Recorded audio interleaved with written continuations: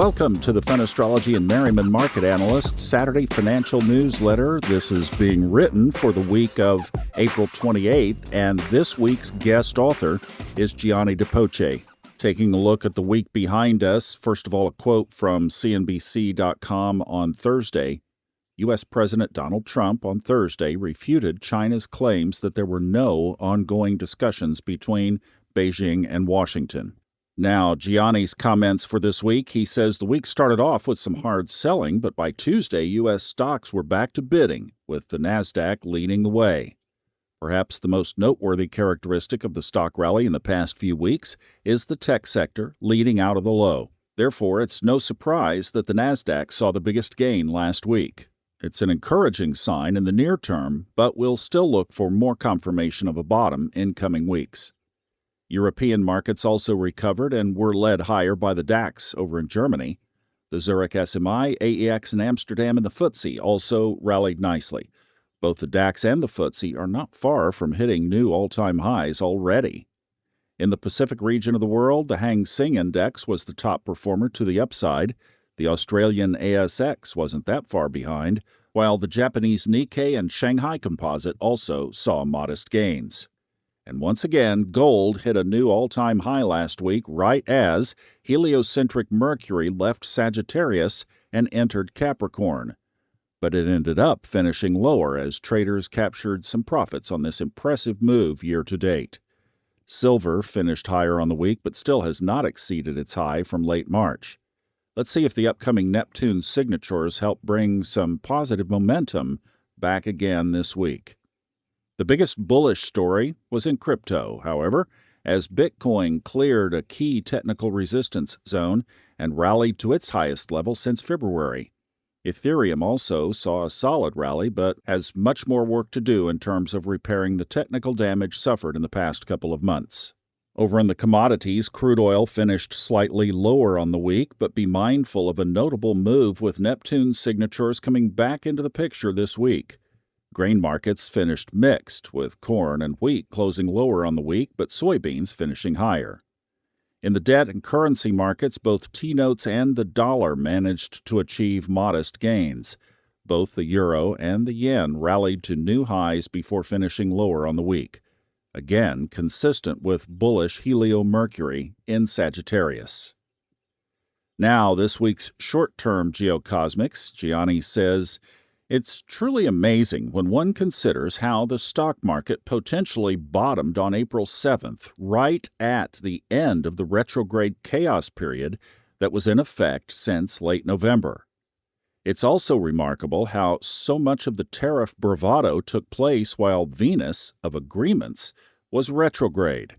And then, just days before the end of that motion, a 90-day pause was announced with certain countries.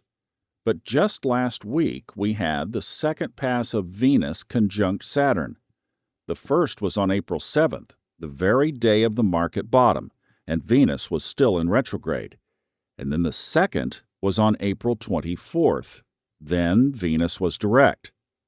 Just 3 days before, on April 21st, we saw a secondary higher low form in stocks, which gave the bulls some ground to stand on in the near term. This was in one of MMA's critical reversal date periods, too. This week, we have a couple more noteworthy Venus signatures. It begins with Venus moving into the sign of Aries on April 30th, followed by a conjunction with Neptune in Aries, May 2nd. Although stocks are on the upswing going into the new week, don't be surprised to see some renewed hostilities regarding trade within the next 2 weeks. Remember, Neptune has a lot to do with international trade as well, given its position as ruler of the seas. And with Venus in a fire sign, there is no shortage of wants or desires. But what exactly is wanted? With Neptune in the picture, it's not exactly clear. Some call it the art of the deal, while others consider it a really bad poker bluff. Are any negotiations taking place as claimed?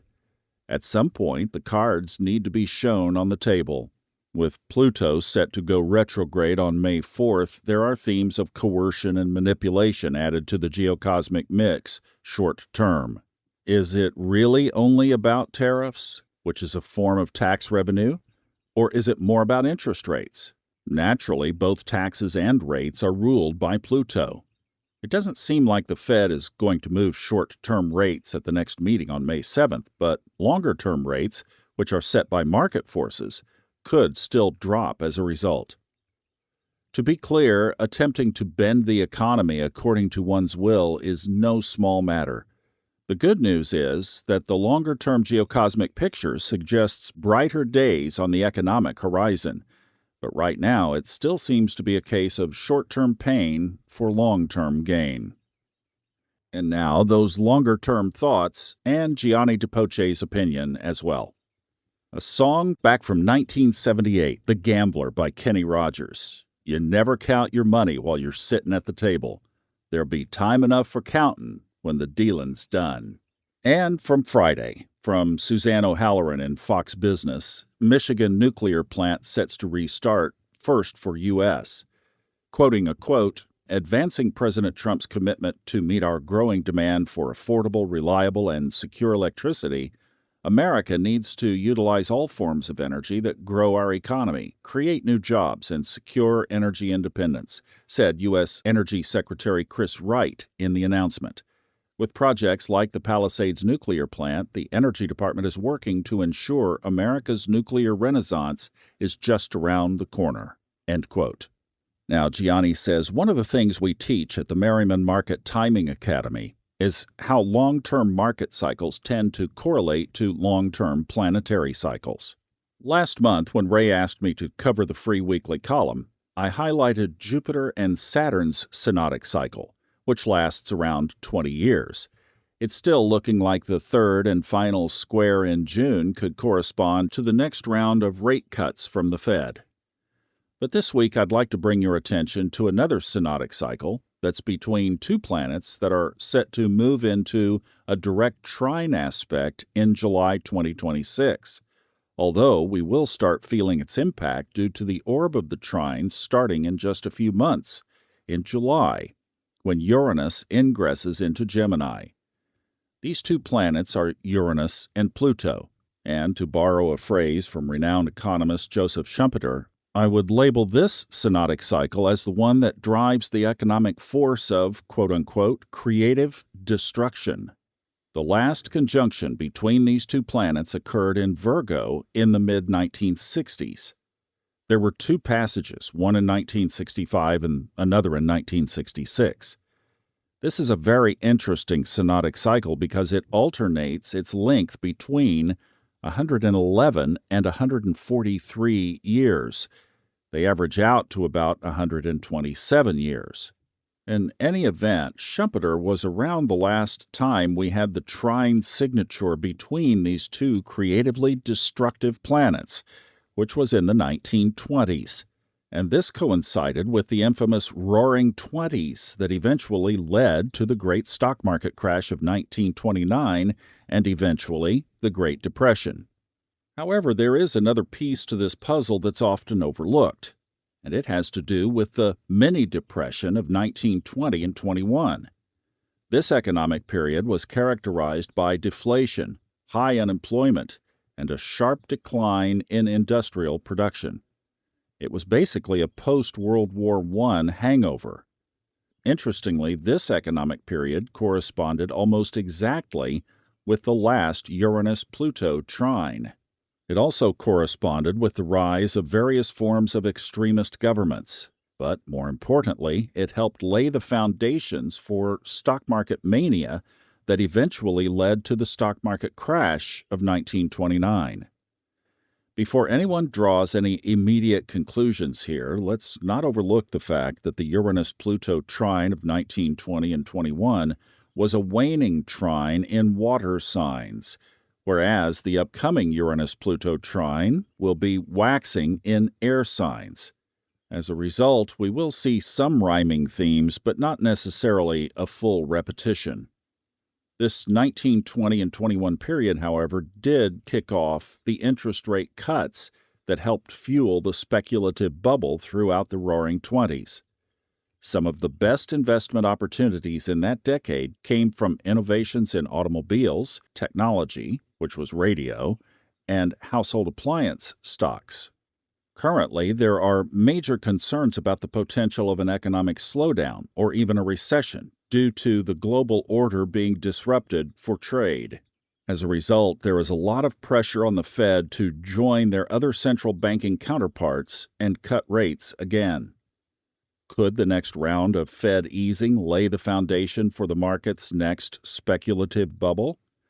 It certainly is a possibility, and it would even seem that, quote-unquote, creatively destructive investments in the tech space are back in play this time around. Anyone paying attention knows about the transformative effects artificial intelligence is having on the economy by now. Governments are especially interested in its capacity, and as a result have shifted their stances on nuclear power, especially to help power all of the data centers needed for technology. But AI has already been around. What comes next? Well, for starters, companies in the nuclear energy space could do well under this Uranus-Pluto trine signature. After all, uranium and plutonium are both radioactive elements. It also seems that quantum computing technology is attracting more attention these days. There are also autonomous vehicles to consider, along with advanced robotics technology. And ultimately, this could all help advance the tech that's needed for deeper space exploration, too. Keep in mind that the conjunction between Uranus and Pluto took place in Virgo, a sign of labor. We may indeed see manufacturing make a comeback in the United States, but it's unlikely to be in its traditional format. That is, increased automation and robotics driven by artificial intelligence could play a major role in this reshoring of American industry. As we've been told before, be careful what you wish for. You might just get it.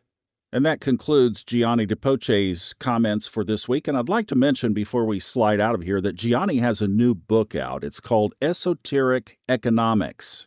And it's a deep dive into exactly what we saw a sample of here, a correlation of geocosmic studies and how the sky applies to the economic and financial markets. So if you'd like to dig more into this and know more of how the sky relates to the goings-on down here, you can buy the book on MMAcycles.com and in the announcements section of this week's free newsletter online, there is a direct link as well. Gianni is a great writer, as you just heard, and he's a great student of all of this as well, and teacher. Got the total package. Thanks so much for listening. I will see you back on Monday. Hope you have a great weekend. We have a big week coming up. Not a lot of aspects, but the ones that are there are big. TGI weekend, and I'll see you on Monday.